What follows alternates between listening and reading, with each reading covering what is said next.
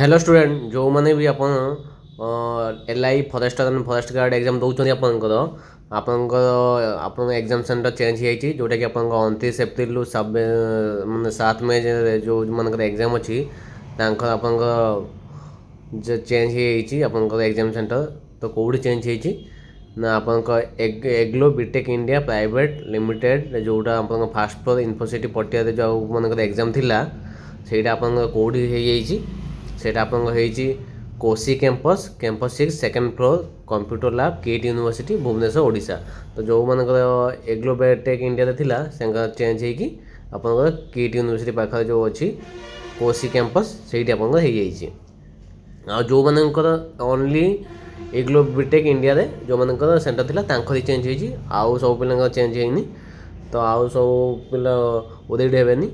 तो यहीटा माने केवल भुवनेश्वर जार एग्लो बीटेक इंडिया रे सेंटर थिला तांखर चेंज होई।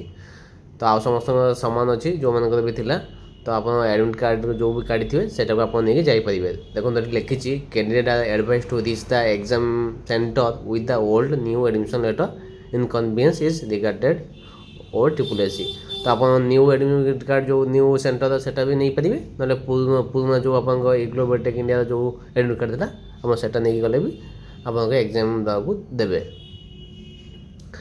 तो आपंकर यहाँ बहुत इंपोर्टाट नोटिस जो मन भी पड़ी इग्लो बीटेक जो मन पड़ी तो समस्त जन दिंतु। धन्यवाद।